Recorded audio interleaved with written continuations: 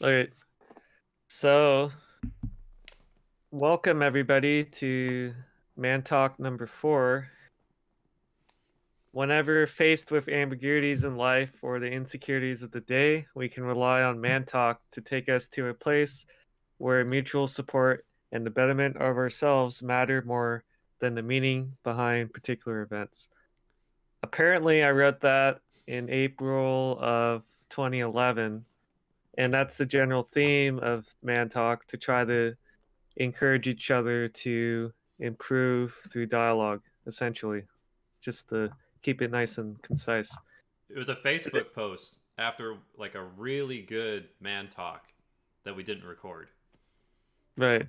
Most of these talks we had in the past were not recorded, but eventually we sharpened up and realized, hey, maybe we should record this so that now not only ourselves, benefit from, the talks that we're having. Today we're talking about 12 rules for life, specifically two of the rules, maybe, probably just one of the Hard rules, maybe. because there's so much that could be talked about in each of the rules. Um, 12 Rules for Life is written by Canadian psychology professor Jordan B. Peterson. He's a best-selling author now, and he's done a lot of clinical psychiatry research in his practice. But essentially, he wrote these 12 rules to try to help people sort their lives out and convert any chaos in their life into some sense of order. So today, Jacob and I thought it'd be a good discussion to talk about two of the rules. Rule 8, tell the truth or at least don't lie. And Rule 4, compare yourself with who you were yesterday, not with who someone else is today. Which one do you want to Um, start with, Julian? I think Rule 8, because in our pre podcast dialogues, we kind of come to the conclusion that it might be the most important rule out of the set of Peterson's 12 rules. And maybe Jacob, if you can elaborate on why we came to that conclusion. Sure. I mean, it was man, that was a podcast before the podcast. And it was Yeah, we noticed we were talking for like an hour on truth, and the only reason why we even stopped was because someone knocked at my door. and, and then that was the, hey, wait a minute, did we already talk this long? Oh, okay. Yeah, okay, why are we talking so long about it? We have a fair amount of things we want to say. Okay, that's usually a good uh, indicator that that's the case, that it's the most important. But to be more succinct, the main reason was if you don't have truth, the other rules don't matter. I mean, that's the way to be able to analyze everything and read correctly and speak forthrightly and have a true sense of who you are and a true sense of how you act and how you speak and how you think. So that was the main thing. It's if you have that wrong, no other rule can help you because your truth will be warped. So that's how we came up with Rule 8 being the more important of the 12.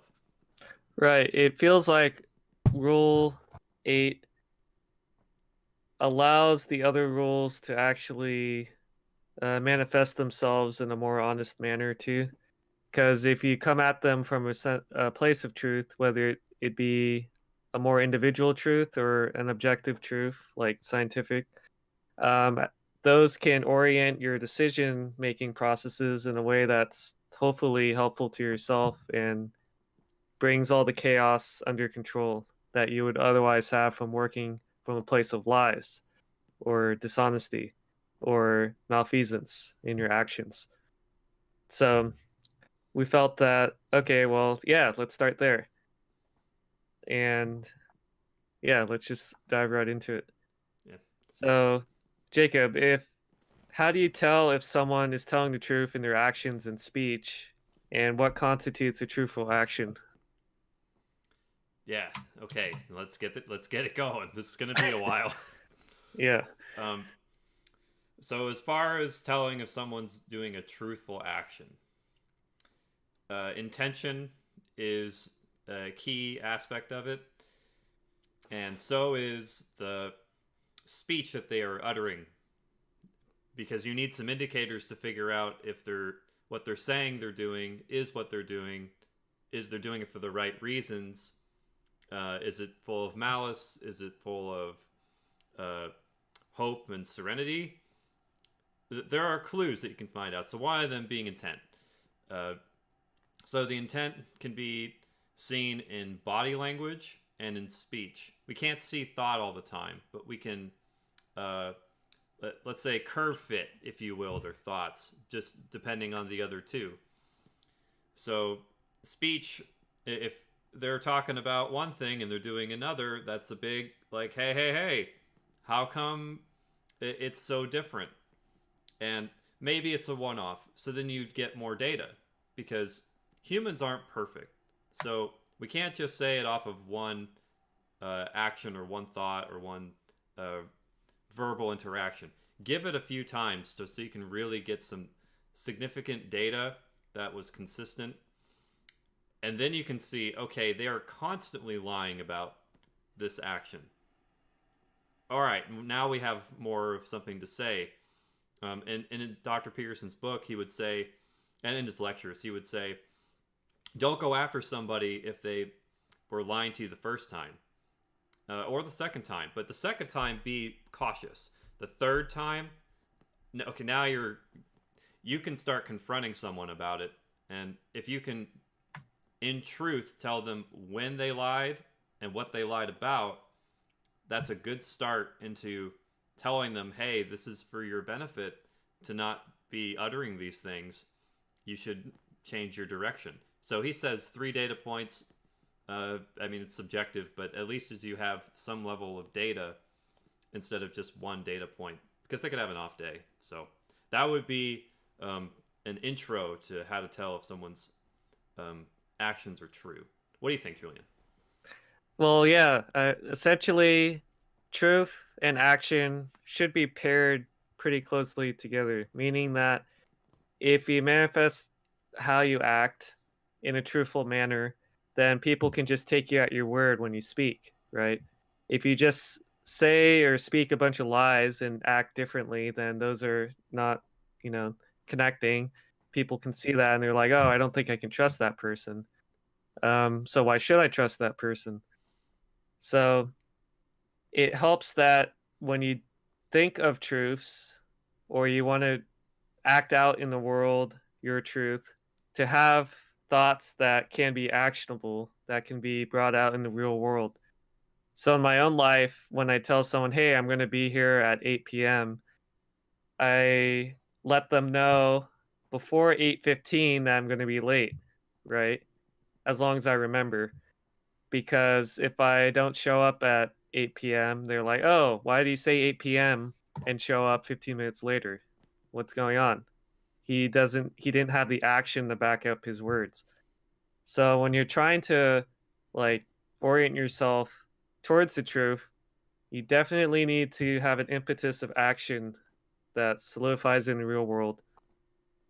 What do you think about that? I think there's the way we hang out in the United States, at least, there's easy ways to not just say at 8 p.m. Give a tolerance. Say around. There are Right. ways to say it in a truthful way of saying, I don't know exactly when I'm going to get there, but give me 15 minutes, and I'll be there. At 8 p.m., some people would say that's tolerance in there, but not necessarily. If you're talking to high conscientious people, they really do mean 8 o'clock, and they may be there early because they don't want to be late, and they Right. don't want to be subject to that because they showed up on time. Aside from showing up on time, other things would be, oh, I'm going to take care of that. So let's say in a working example. So at work, if someone says, yeah, I'm going to take care of that documentation for you so you can move forward. Okay, there is that conversation that happened. They said they're going to do it. Let's see if they do it. If they don't do it consistently, that's not good. And what that also means is that you're putting these other people at work in a kind of a strange situation. They came to you Right. for a service that fits your job description. And if it's not done, they're going to notice, and they will eventually speak up about it if it bothers them that much. And if it, Right. so I would say that that's detrimental to a working environment, because now you have to question this person's intent instead of just asking them for the service. In my work, they introduced the concept for giving us pay raises based on merit called SMART. Maybe you've used it at your work. It's basically a mnemonic acronym thing for how to actually make actionable improvements. So each letter of SMART is specific, measurable, attainable, relevant, and timely.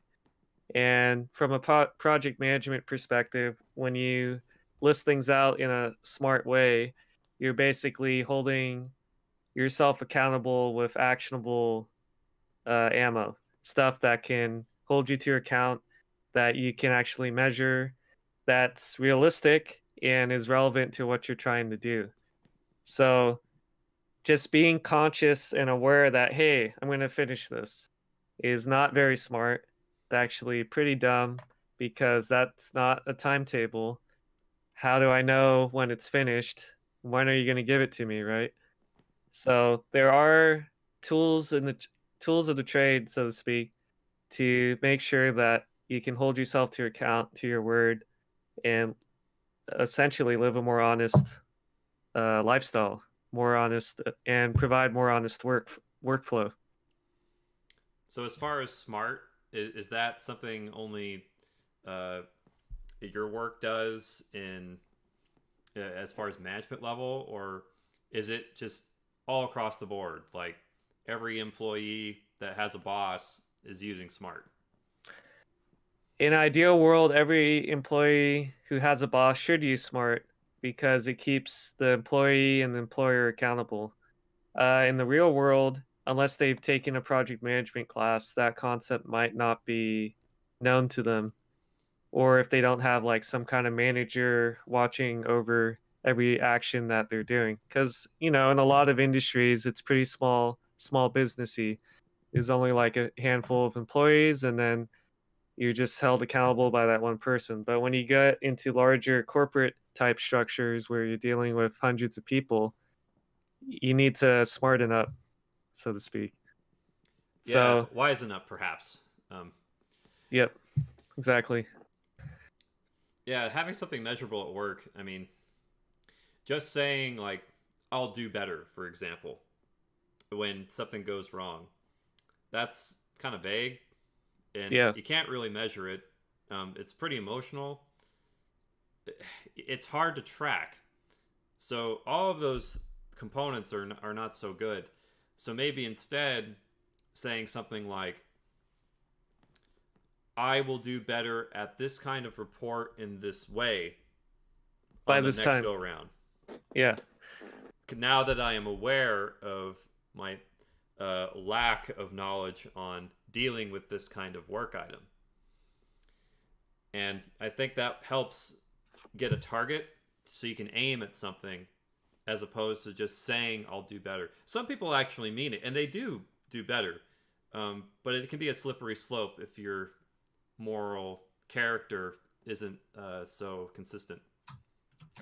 So in that case, then, how would you utilize SMART or any other methodology to make a plan for your own life and to accomplish those goals that you set out for yourself? So for making it measurable, calendar days are a good way of being measurable. So a 6 month time frame, about 180 days. So you pencil in, this is where I want to be in 6 months. Okay, what are the incremental steps that I need to get there, which we brought up before. Um, the incremental steps are key because you're going to need to be able to take it on in bite-sized pieces consistently until you get there. The big, giant cobblestone steps that you're trying to climb over and run at the same time in the last month isn't going to cut it. There needs to be some level of consistent progress. And the way you're going to do that is by breaking up the big goal into smaller ones that you can fight and you can eventually conquer and get stronger from. Yeah, that's a extremely important aspect of it, because if you have like a very vague goal, like I'm going to move to the city, right? And I believe we've touched on this in the previous podcast. You just have to take that vagueness and make it simple enough that you have steps that are actually actionable. Like at the lowest level, like, oh, I need to draft a plan of how to move to the city and all the steps. Like have a project scope, to use a project management uh, terminology. So develop your scope and then at least know or have a general plan of what you're trying to accomplish. Like, oh, why do I? You can even ask yourself, why am I want to move to the city? Am I trying to escape my problems? Probably not a great reason to move to the city.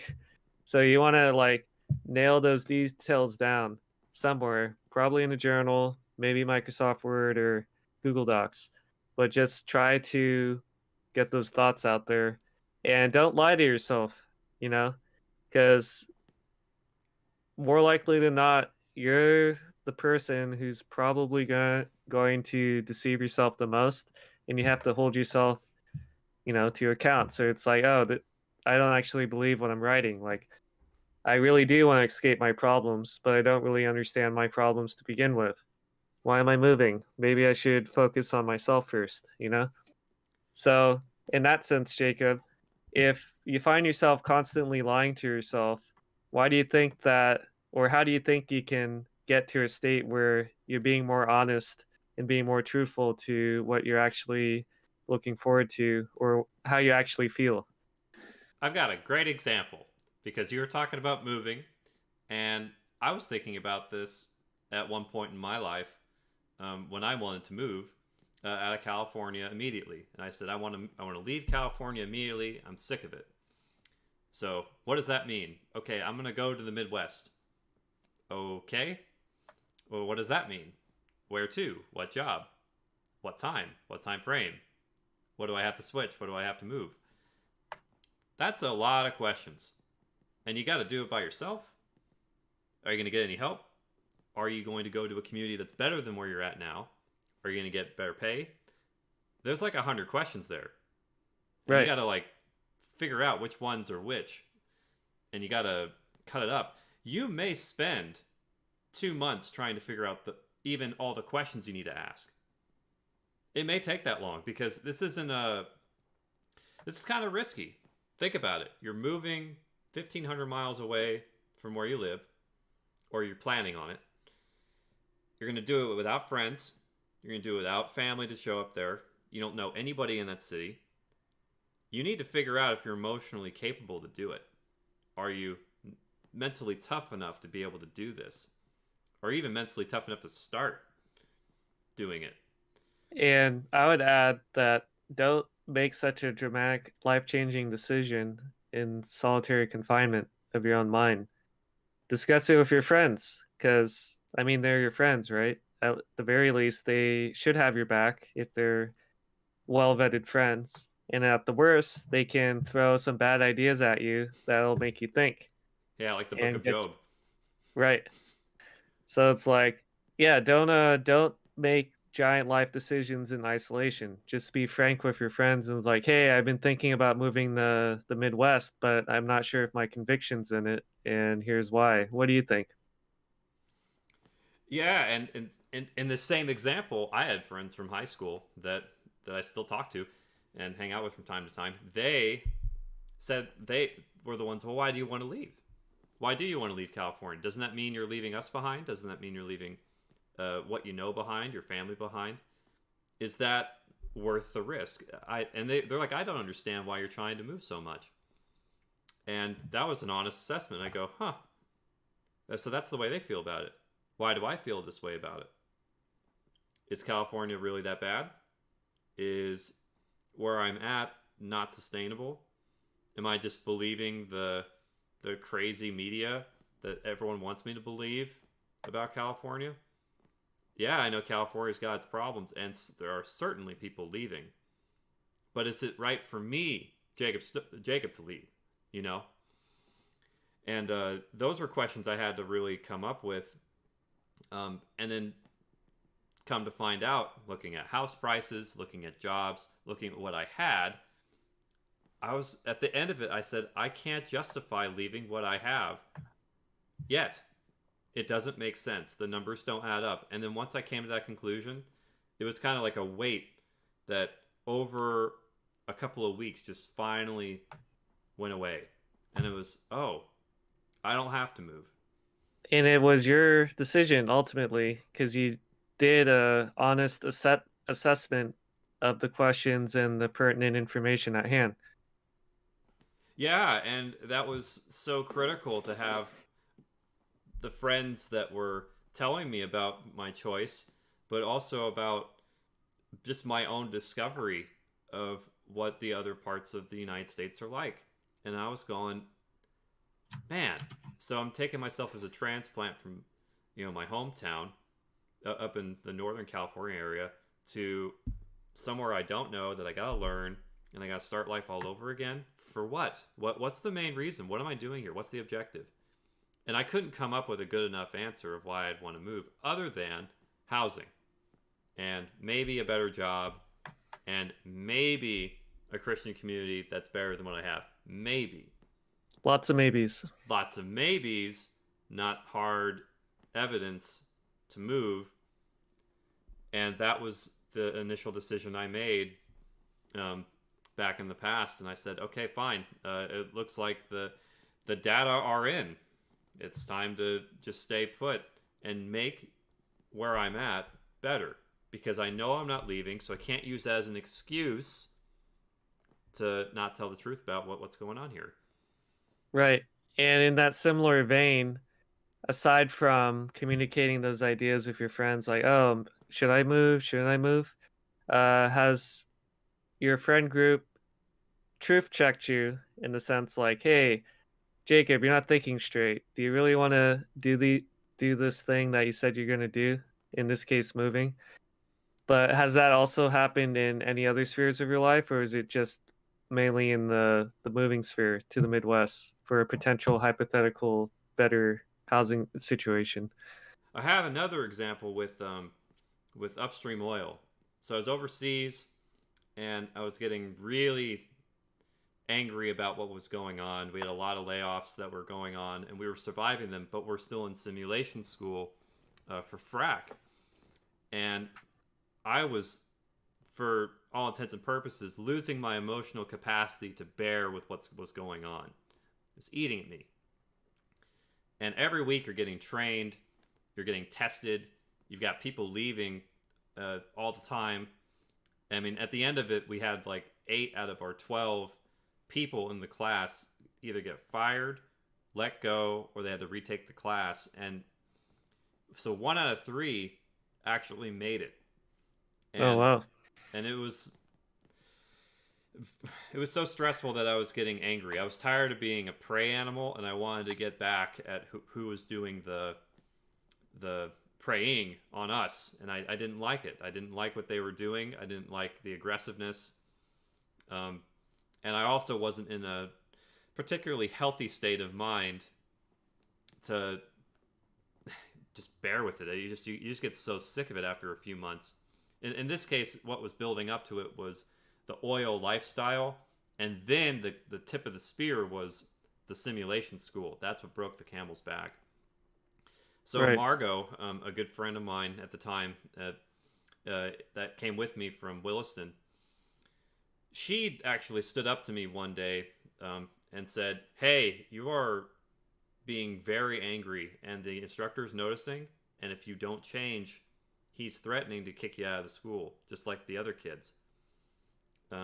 And this isn't even for performance because you're doing well."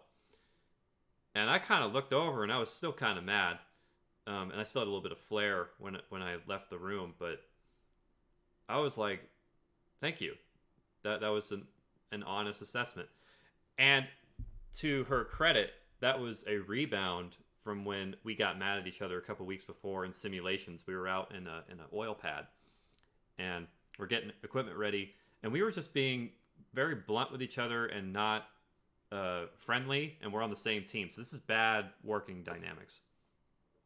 I confronted her one day beforehand. I said, "Hey, can we just start over? I don't know what's going on, but we're always mad at each other. Can we not? Like, we need to get work done, and we're actually like in trouble right now. We don't have time to worry about this." And she, to her credit, rose from that and said, "You're right. Let's both do better. Let's start over. We can do this." And it turned around. You could argue if we didn't do that, I wouldn't have been fact checked, and I could have gotten kicked out. Do you think that was an honest assessment from on Margot's end to just put that out there rather than conceal it within herself and then just kind of stew on it? That's what friends do. I gotta say, I haven't seen her in 4 years, but that's exactly what friends do. She's an atheist, for crying out loud, and she did something more truthful than I've had with some Christians who've been in my life, and that was really cool to watch. Just the truth worked through her, and she said, "You know what? I care about him enough that he needs to know." And then I said the same thing to her earlier in the training, and we both made it. We were the only two people from Williston at the time that were there in that class, and we both made it. And she had some other things that happened to her in the last week with another group she got moved to, and that was crazy, but she made it herself, and it was awesome. Yeah. And that just plays into the fact that if you don't surround yourself with friends, people who are looking out for the best of you, people who aren't looking out for your truths, in a sense, then you might find yourself in more turmoil than necessary than if you're surrounding yourself with just a bunch of like fake friends, for example. Oh, they're the worst. Like, do you have any examples of fake friends screwing you over instead of like the true friend that actually lifted you up? But yeah, that seems to be the baseline in terms of my early friendship developments. And then I'm no angel either. I mean, I've screwed over people, but I've made the conscious effort to redeem myself and, at the very least, be forthcoming and honest, and just learn the power of no. It's like I had a very bad habit in high school of saying yes and then not showing up to events. Yeah. And then enough people got angry at me to the point where they leave extremely angry voicemail messages telling me to go F myself because I ditched them, that I was like, yeah, I need to stop doing this. This is like very bad behavior on my part, because essentially, let's say, well, this actually happened. I was one of my friends' rides into our neighboring city. In this case, it's like a 20-minute ride, so it's not like it's easy to access because there's only one bus line.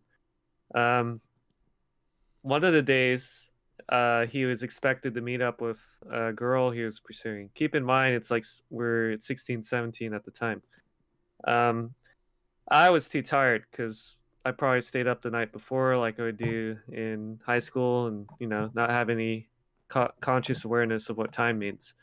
So rather than like follow through on my plan and be like, okay, I'll drive you there, like I said I would, I was just ignored him and then fall asleep like right after school, and then not worry about it, keep the phone on silent, and then maybe the next day I'd hear about it from him in person or by listening to the voicemail messages. And obviously that's very poor friendship, uh just in general, but also just like why not just say what I actually was doing? In this case, oh, I'm not going to make it because I'm falling asleep. Well, part of that's like, oh, I don't want to look bad for not, following through on my original thing. But if anything, I look worse for ditching and not giving an explanation, right? Yes, you do. People prefer you to be honest, even if they tell you the answer they don't want to hear than getting no honesty or no communication at all. So, what I've learned over the past 10, 12 years since those episodes was like, hey, just let them down. They're big people, they can handle it. You can look bad for flip flopping on your plans, but just keep the communication dialogue open. Don't don't create a game. Don't be a dick. Just try to keep people in the know of what actually happened and not cover it up with lies on lies on lies, because they'll appreciate it, because then they'll see that, oh, this person actually respects me enough to tell me what's going on. He's not treating me like, oh, I can, like, pretty sure most people can tell when someone's lying to them. Like, especially as you grow older, you gain more wisdom and you can tell BS from straight facts. So, thinking you can get away with high school lying into adulthood, it's a very bad strategy. So, you should try to grow out of that and enter the world of an adult where you communicate with your words and you plan ahead and you live more productively and honestly with your choices and how you interact with the world. I had no idea about that with some of your pre-college days. That was a real thing for you. That um, Yeah. So before I got to Davis and calmed down from like puberty, essentially, it was a lot more chaotic in terms of how I interacted with other people or how I thought of other people or how I treated other people. It was more of a self centered personality flaw. But then I humbled gradually as I got through college and then eventually into the workforce, where it's like, okay, well, it's not all about me. I'm not a master like puppet. I'm not a puppet master. I just can't manipulate people to get what I want. I need to work with people, and the best way to work with people is to work through honesty and due diligence. And what's another form of honesty? Telling the truth. So it all just comes together like, well, tell the truth or at least don't lie, which at least in the last year and a half since I've heard about that, probably a year or so, it's like, okay, well, I can hold my tongue if I don't want to lie and speak a truth that I don't believe. So, say I have a deep seated conviction about something and someone else is saying the exact opposite. Well, I don't have to share my thoughts. I can just listen and acknowledge what they're saying without ever compromising my own personal opinion and not get into this whole tussle about, oh, my truth outweighs your truth, therefore you're invalid. It's not very productive. yeah, Do you this have is any? like outrage culture shenaniganry. Yeah, no thanks. Right. Polite So it's people like, and adults will kind of nod and at least hear him out, and again get some data before just accusing them of being an invalid person that they don't have to listen to. right. That's not a productive way to live life. If anything, listen. You don't have to believe, but listen, hear them out, and then still treat them like the human they are. Right. Golden rule, essentially. And the Mm-hmm. golden rule feels like it nests itself a lot in, living the truth. What do you think about that? Treat yourselves as you would like to be treated, or also known as love your neighbor as thyself. That is acting in truth, because you're not true love. I mean, it's in the name. It's prefaced with that. So truth is going to manifest itself in love all the time.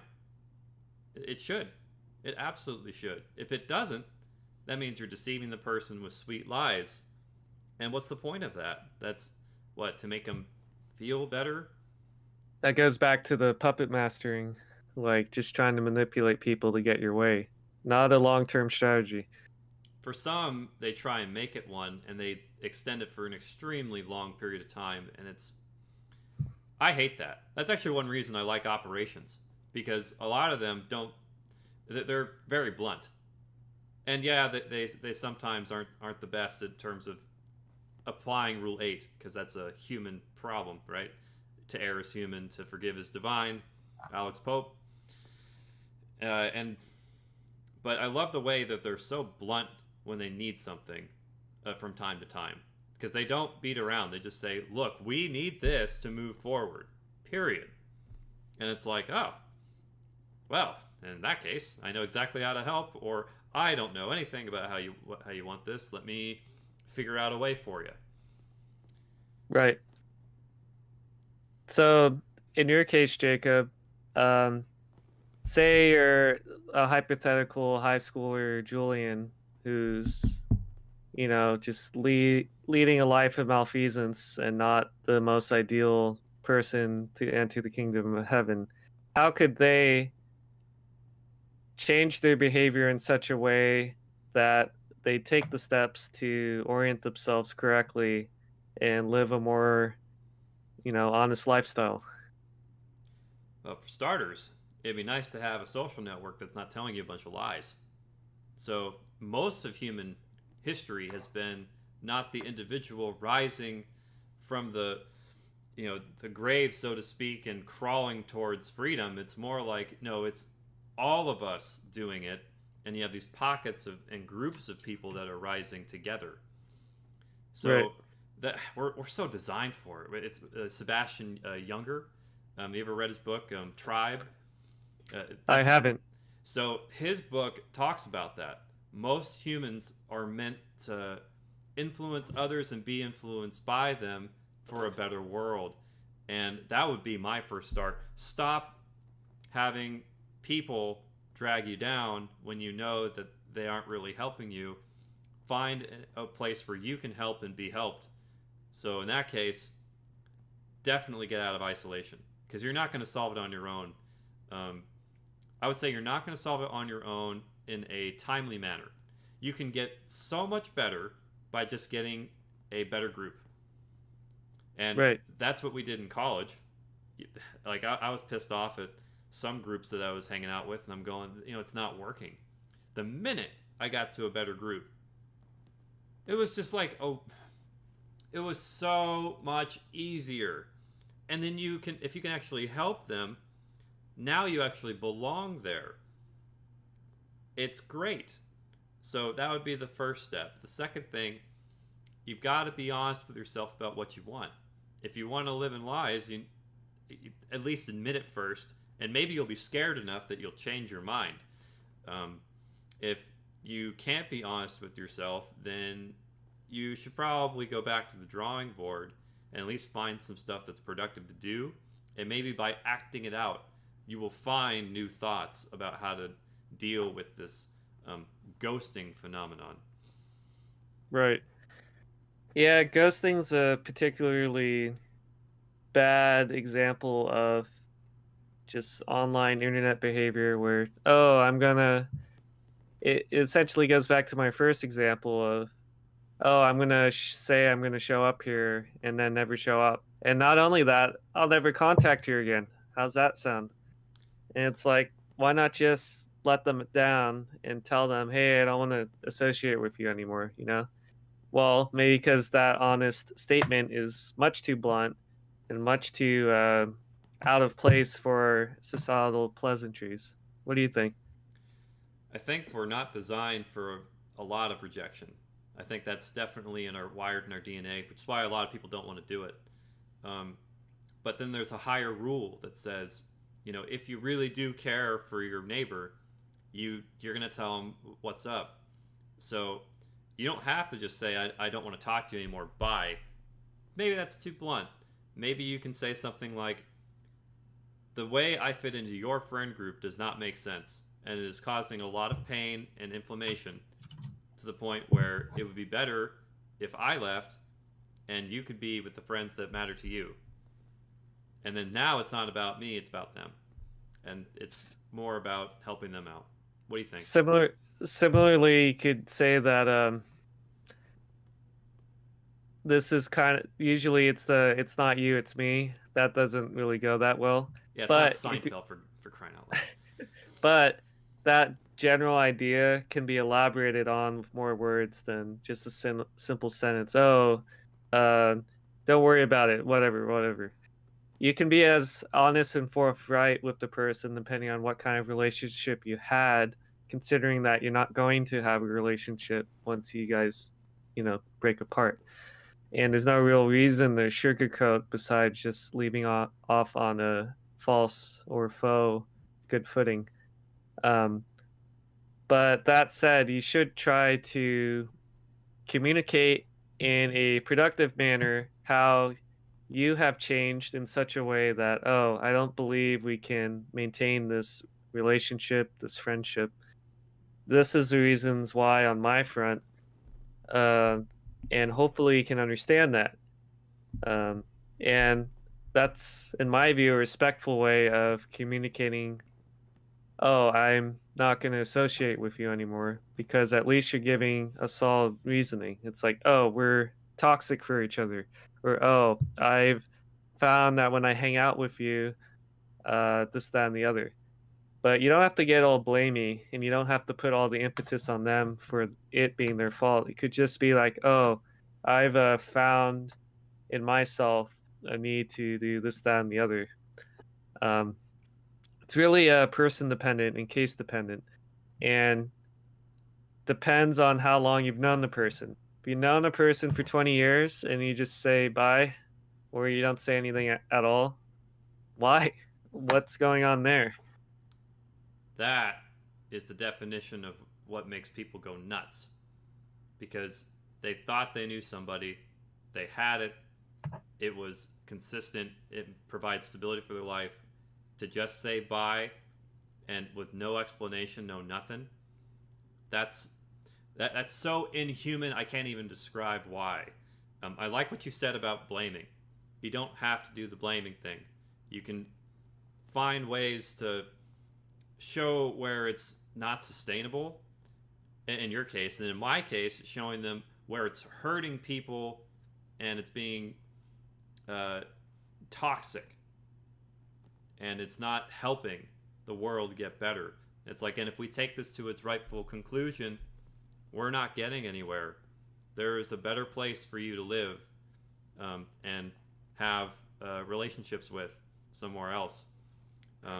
And we only have so much attention span.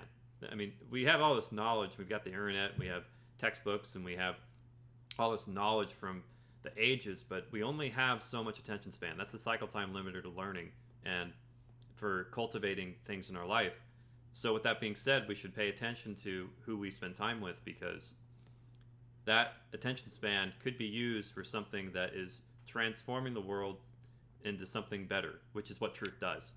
It's gonna do something probably for the best. Granted, there's also the extreme side to the other continuum, where it's someone's being so truthful that they're just out to destroy everything, and they're being absolutely Belligerent, right? belligerent. Yes, Yeah. that's if you go to the other side of the continuum, and that's I wouldn't recommend it. Yeah, in terms of assessing like which people you can interact with in a healthy manner, it's very important to feel out personality differences and whether or not a person you're forced to or choose to interact with is more like a situation of different densities like oil and water. They're going to separate over time. They're not the same fluid. Similarly for friendships, if your personalities are so different that you're trying to force it to work, it's probably an uphill battle, and you can save your time by just finding the right similarly minded people. Not the same, but similarly. And then a lot of consternation would go out the window. You bring up a good point about it doesn't need to be the same temperament. It just needs to be dissolvable, soluble. So there's some level of mixing, which would be the contact of conversation and the like, and building a relationship of some sort. And a good rapport. And a good rapport, because oil and water, I mean, yeah, you let that settle for a long enough time. In terms of a friendship, if you use that as an analogy, if you two are so separate and you're still trying to make it work, you're only going to have like this little interface in between, and that's going to be essentially a battlefront. It won't be a place of love, it'll be a place of battle. And eventually it'll just be it would be better if we were in two different containers. Let me drain you to some other container so I can be by myself. And then the water, of course, goes somewhere else because it's heavier. If you were oil in that case. Right. And that speaks to a larger question of finding the right friends and being honest with yourself. Like, oh, okay, well, is this friend more of a nostalgia friend? Someone who's I've known since elementary school but have clearly grown apart? Or is this someone I've grown over time and developed new experiences that have enriched my life? And that again comes through an honest self assessment. And we're hitting a lot on Rule 3 here too, uh, with this Rule 8. Maybe Oh yeah. there's more truth in friendships than I think people realize. Well, truth is such a fundamental aspect that if, for whatever reason, especially in Rule 3, um, you're not being truthful with the friends that you're choosing to surround yourself around, then you're going to create a lot of problems. But if you are truthful, then it's like, oh, yeah, you're going to naturally find the right kinds of friends you want to surround yourself with who actually want to support your back or who support your life more specifically. Yeah, and then now with having friends that are for the best of who you are, or making friends that are, and I gotta look at the darn rule. Just to refresh Yeah. the verbiage.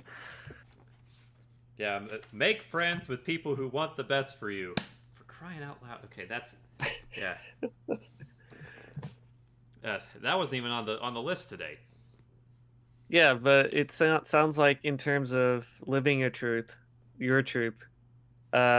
those friends who want the best from you or for you also want you to align yourself in such a way that, okay, I can orient myself in the most honest way that I can, which is who I am, obviously. Yeah, and so with that being said, what other questions do you got on Rule 8 there, Julian? Well, let's see. I feel like we covered most of the questions for Rule 8, unless I'm mistaken. Yeah. I mean, if you want to, let's move on. Let's go to Rule 4. If we got time. All right. Yeah. So Rule 4 is compare yourself with who you were yesterday, not with who someone else is today. Obviously, this builds off the truth discussion in the sense that, well, you have to take an honest assessment of yourself to see where you were, where you are, and where you're going to go. I think Jocko Willink, that's his name, right? Yes. He has a catchphrase, get after it, that speaks to this rule, essentially that, okay, well, don't dwell on your past self that much. Take an honest assessment of your past self, but make things actionable in the present. Get after it in the sense that get after your goals that you've laid out for yourself, that when you've done that project scope of honesty of who you were, you can just keep chugging ahead and adapt and readapt as you get more measurable outcomes in the SMART example that we brought up earlier. What do you think, Jacob? Yeah, get after it means it's time for action. The time for contemplation and regret is over. It's time to get something started. It's time to tackle your conflicts and start. And don't think about it. Just do it. I mean, Nike says that too, but get after it says more of it's no longer time for whining. It's time to do it. Right, and that's especially with the no longer think about it. That's assuming you have put some thought into it, and now you're stuck in an analysis paralysis where you're not actually doing anything. You're laying down, listening to music, thinking that nothing's going to happen. No, life is still happening. You have to be actionable. You can't just lay back and let life wash over you. Wake up at 40 and realize, oh, what happened? I don't even know. I just woke up one day and I was a 40-year-old loser who didn't get after his goals. Yeah, and well, that's a lie in itself, isn't it? Because see, he knew a little bit, because he's complicit in sitting there laying on his bed with music, trying to figure out life, um, whatever that means. Because that's a general statement when people are trying to just kind of get over something. Oh, I'm trying to figure out life. Oh, okay.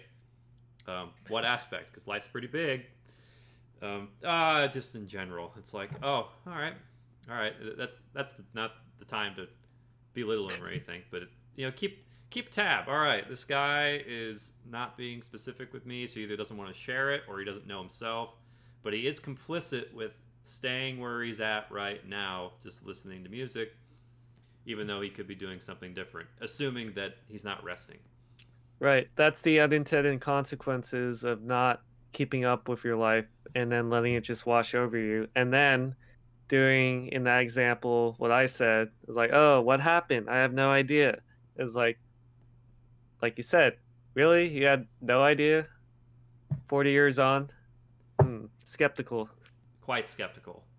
It's you see it in films and you see it in things, and kids will believe it because they go, oh my goodness, it's so scary. But if you've actually lived, I mean, for us, we've lived, we're in our 20s, so we've lived a decent chunk, but we're not even close to 40 yet. But if we said the same thing of, I'm 25, for example, what now? It's like, no, a lot's happened since then. Right. And you know what's happened. It's not like you haven't been paying attention. And even if you haven't been paying attention, there'll be certain markers as the years go on. There's no way you can't pay attention. There's no way. There's stuff going on. Right. And it's totally fair to compare yourself to who you were in this situation, because it's like, yes, you should be focusing on you, in the sense that, okay, yeah, I was a fuck up for 25 years, to put it bluntly. Family friendly, Julian. An F up. Oh, thanks. Make it superimpose a bleep, post audio bleep. But you gotta teach me that. I don't know how to do it. Yeah, maybe it's not possible. But in any regard, maybe you're an F up for whatever reason, and you just need to take that honest assessment. Well, see Rule 8. Start it, write it down, project scope. And then after that, don't worry about other people, because those other people's lives are not necessarily just their problem, but unless you have a meaningful interaction into changing their life, you probably cannot hold their hand and change things for them. So you can give advice, but at the end of the day, they're in control of their life. And to stress yourself about their life before you've put your life in order, it's a little strange, isn't it? It's a little strange, for sure. And with Rule 8 is really the initial point where everything builds. And it's the foundation that's going to keep you together when all things are moving around. Once you hit Rule 4, when you're actually getting stuff done and you're looking back at what you did yesterday, and you're constantly measuring the change in yesterday from today, yesterday to today. And then you start seeing the steps manifest in truth and in the work that you're doing. And it helps if you're acknowledging your progress, because if you're assuming like, oh, you're not doing anything, it's like, well, is that an honest assessment?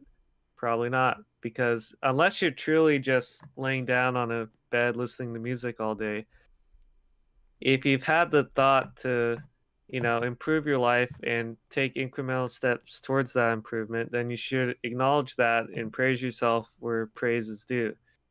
That doesn't mean, oh, okay, now I can be complacent again. No, that just means like, okay, I'm being honest with myself. Here's where I was. I'm here today. Great. Improvement. This is where I want to be in the future. You're talking about a calibrated, positive feedback of, and not something like, oh, cool, I woke up today. Cool, let me eat 2 boxes of pizza, man. Like, I'm alive. It's like, no. That's not calibrated for waking up. No, you woke up today and you made one incremental progress at work. I am making incremental progress at work. That's the positive thing you should say to yourself. And I have the Right. proof because there's the delta. There it is. Can I do it again today? I want to. Let's see what happens. And then you get after it. Yeah. This is the it's very important not to get tunnel vision with your improvement because you may jump off the improvement wagon and slide backwards, which is okay occasionally, but the general trajectory of your improvement should go up. Um, and that requires that positive feedback loop. And what does Peterson say essentially? Like, oh, it's basically to those who have nothing, they continue to have nothing. To those who have everything, they'll keep getting everything, more or Okay, less. for one, he is quoting the book of Matthew, which Jesus said, to those Gotcha. who have nothing, or to those who have almost nothing, they will eventually have nothing. To those who have a lot, they will eventually inherit more. Um, Yes. so that's the parable of the talents, where the guy that gets 10 talents, 5 talents, 1 talent, or is it 5, 2, and 1? It's 5, 2, and 1.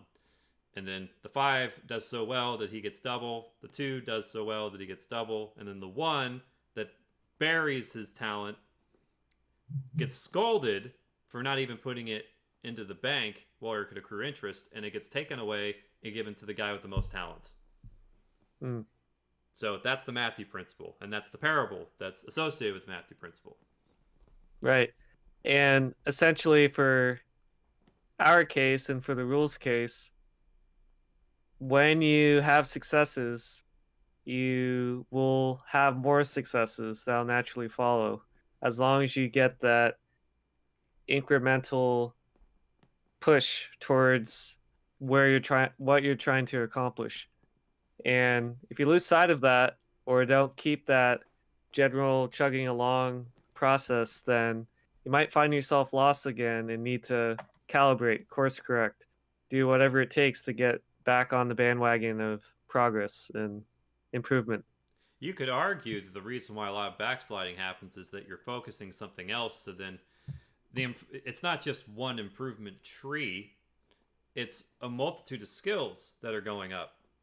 Correct. So if you only have this much attention span, it's only inevitable that you will eventually lose sight of one skill for another, or one activity of idleness for another, and eventually it rolls downhill, and then you got to pick it back up because, oh, I put this away for like 3 weeks, but now I need to remember how to use this skill again. Oh, okay, well let me remember how to figure it out, and then that's a new skill in itself. Figuring out the skills that you learned in the past, but you got to relearn again. Right. Yeah, it's important for very fundamental issues that someone may have, such as, oh, their room is a mess, or oh, they have no self discipline, no work ethic.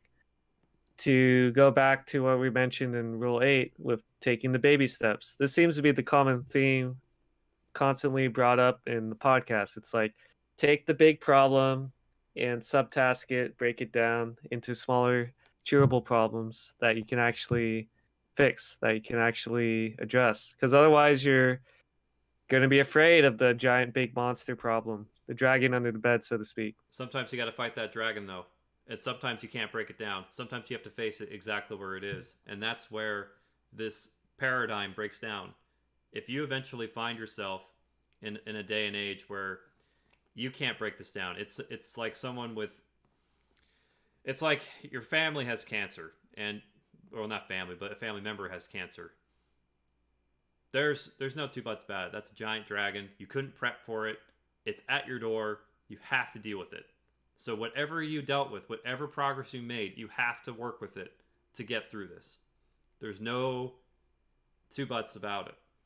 The incremental thing you could apply to a couple of things here or there.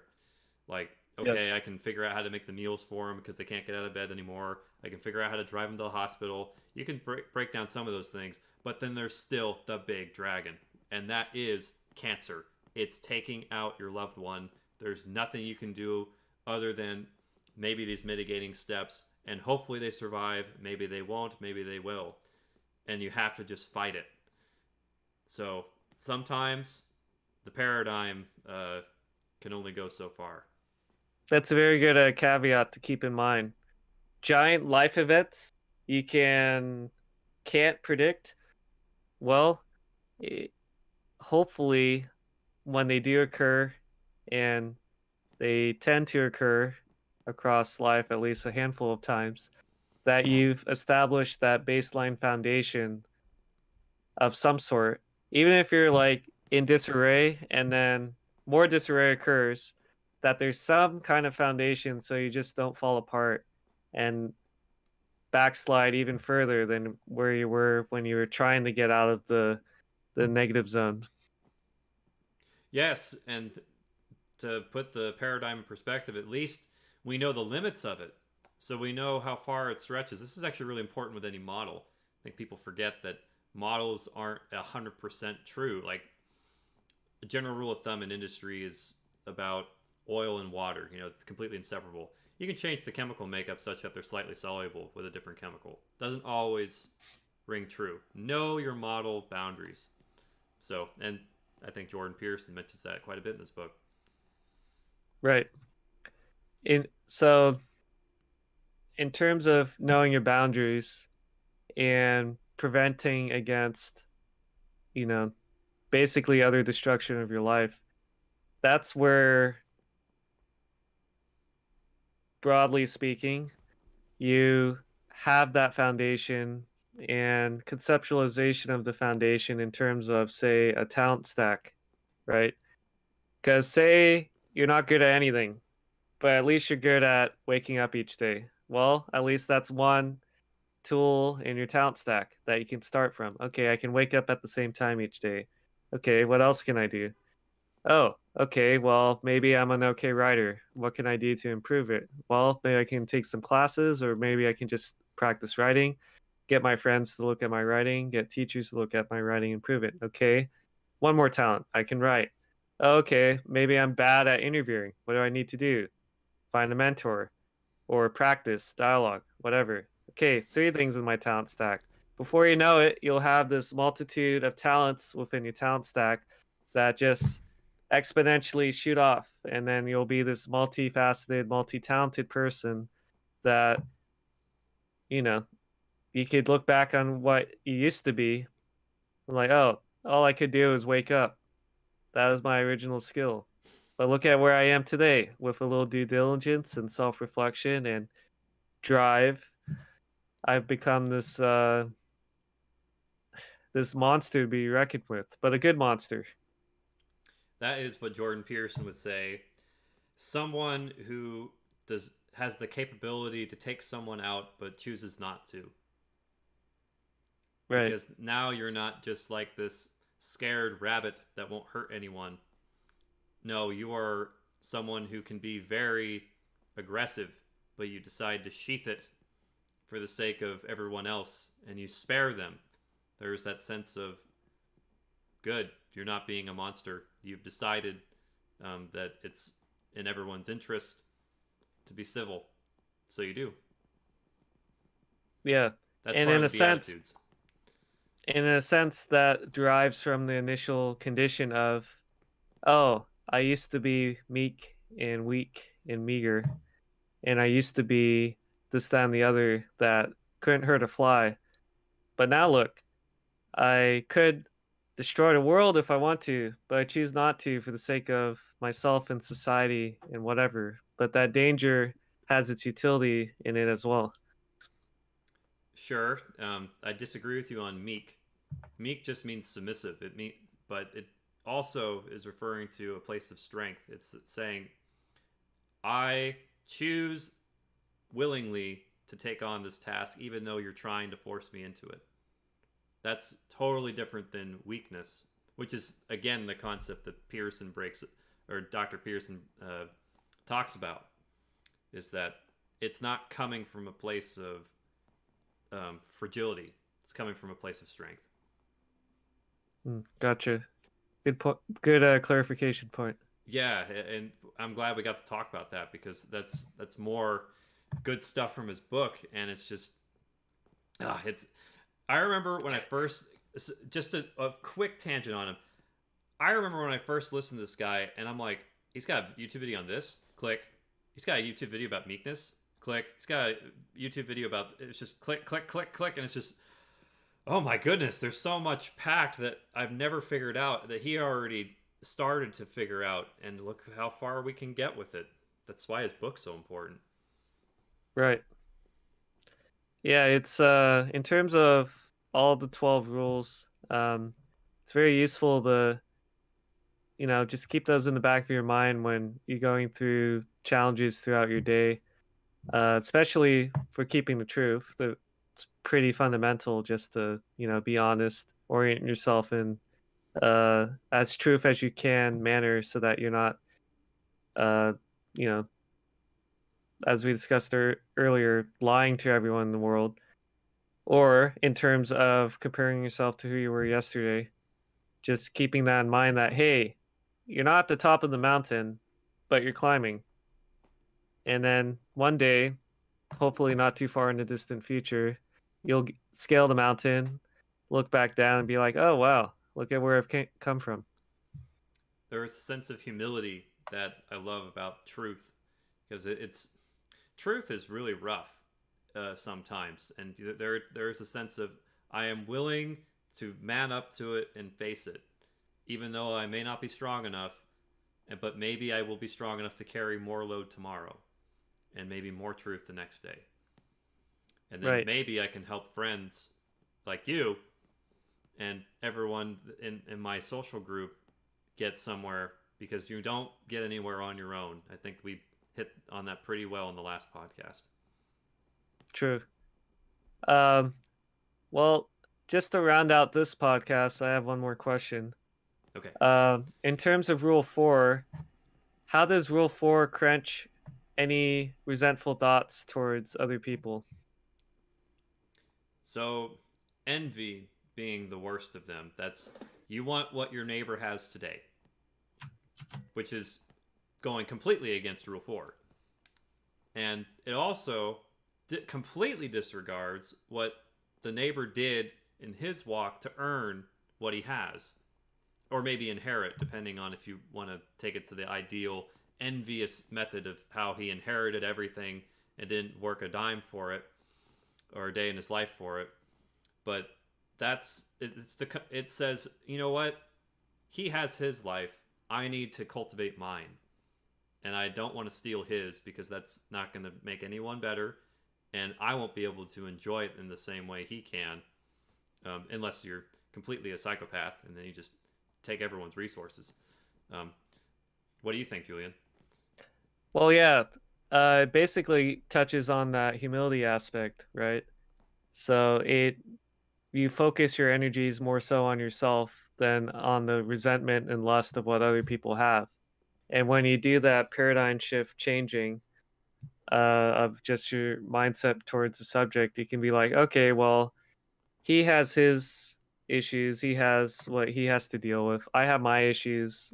I have my self-awareness to see that he has those nice things, but he also worked for those, or his family set up the whole structure in such a way that his kids and his kids' kids can benefit from their good choices. Maybe I don't benefit from that. Well, my kids could if I choose to develop the family, choose to develop the same behavioral practices or temperament or self control, like save enough money, that for whatever reason my family couldn't start. So you can always use that view of someone else, mirror it back onto yourself, and realize, oh, wait, rather than yearn for what he has, why can't I create what he has? You know? Maybe even better, depending on your life, because again, you never know how it's going to turn out.